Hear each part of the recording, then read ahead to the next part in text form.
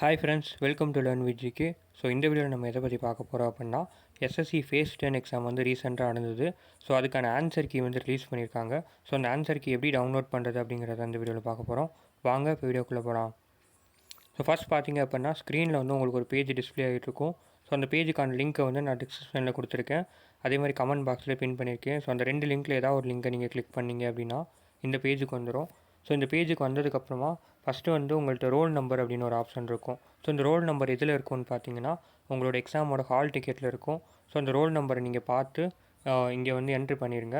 So enter பண்ணதுக்கப்புறமா so password அப்படின்னு இருக்கும். ஸோ அந்த பாஸ்வேர்டு அப்படிங்கிறதும் உங்களோட டேட் ஆஃப் பர்த் தான் பாஸ்வேர்டு. ஸோ இதுவுமே உங்களுக்கு வந்து அட்மிட் கார்டில் இருக்கும், உங்களோட அட்மிட் கார்டில். ஸோ அதை பார்த்துட்டு இப்படி ஃபில் பண்ணிடுங்க. ஃபில் பண்ணிவிட்டு இந்த கேப்சாவை போட்டுருங்க. ஸோ கேப்சா போட்டு கீழே இங்கே லாகின் ஒரு ஆப்ஷன் இருக்குது. ஸோ இந்த லாகின் ஆப்ஷனை கிளிக் பண்ணுங்கள். ஸோ அதை கிளிக் பண்ணிங்க அப்படின்னா நெக்ஸ்ட்டு வந்து இந்த மாதிரி ஒரு பேஜ் வரும். ஸோ இந்த பேஜில் பார்த்தீங்கன்னா இன்ஸ்ட்ரக்ஷன் அப்படின்னு சொல்லிட்டு நிறைய கொடுத்துருப்பாங்க. நீங்கள் அது எல்லாத்தையுமே அப்படியே ஸ்க்ரோல் பண்ணி விட்டுட்டு இந்த பேஜோட பாட்டமுக்கு வாங்க.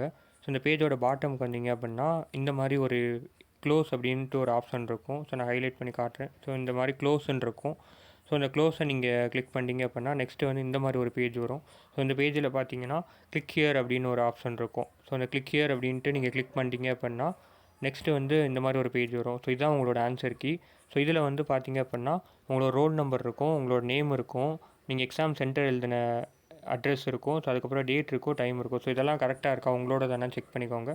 செக் பண்ணதுக்கப்புறமா ஒரு 30 பேஜ் அந்த மாதிரி ஒரு பிடிஎஃப் இருக்கும். ஸோ இது எப்படி டவுன்லோட் பண்ணால் அப்படின்னா மேலேயே ஒரு ஆப்ஷன் இருக்கும் உங்களுக்கு பிரிண்ட்டுன்னு சொல்லிட்டு. ஸோ இந்த பிரிண்ட் ஆப்ஷனை கிளிக் பண்ணி சேவஸ் பிடிஎஃப் அப்படின்னு சொல்லிட்டு ஒரு ஆப்ஷன் வரும். ஸோ அதை கிளிக் பண்ணிங்க அப்படின்னா உங்களோட ஃபோனில் வந்து மொபைல் ஃபோன்லேயோ இல்லை லேப்டாப்லேயோ நீங்கள் வந்து அதை சேவ் பண்ணிக்கிற முடியும்.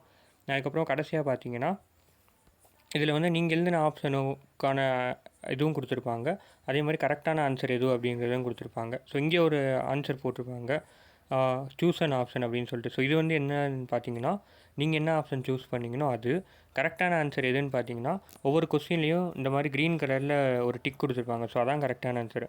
ஸோ அப்போ நீங்கள் எழுதின கொஸ்டினுக்கு ஆன்சர் கரெக்டாக தப்பாக எப்படின்னு செக் பண்ணலாம் அப்படின்னா நீங்கள் சூஸ் பண்ண ஆப்ஷனும் அவங்க டிக் பண்ணியிருக்கிற ஆன்சரும் அந்த க்ரீன் கலரில் டிக் பண்ணியிருக்கிற ஆன்சரும் ஒன்றா அப்படின்னு பார்த்துக்கலாம். ஸோ உதாரணத்துக்கு இந்த ஃபஸ்ட் கொஸ்டின் பார்க்கலாம். ஃபஸ்ட் கொஸ்டின் வந்து நான் என்ன ஆப்ஷன் சூஸ் பண்ணியிருக்கேன் அப்படின்னா ஃபஸ்ட் ஆப்ஷன் சூஸ் பண்ணியிருக்கேன். ஸோ அந்த க்ரீன் டிக்கு எதில் இருக்குன்னா ஃபஸ்ட் ஆப்ஷனில் இருக்குது.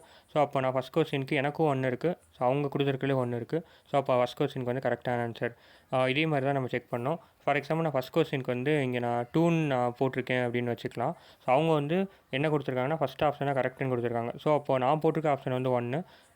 ஸோ நான் போட்டிருக்க ஆப்ஷன் வந்து 2, கரெக்டான ஆன்சர் வந்து 1. ஸோ அப்போ ரெண்டுமே ஈக்குவல் ஆகலை. ஸோ அப்போ வந்து நான் போட்டிருக்க ஆன்சர் தப்பு அப்படிங்கிற மீனிங். ஸோ இது உங்களுக்கு யூஸ்ஃபுல்லாக இருந்திருக்கும்னு நினைக்கிறேன், புரிஞ்சிருக்கும்னு நினைக்கிறேன். தேங்க்ஸ் ஃபார் வாட்சிங்.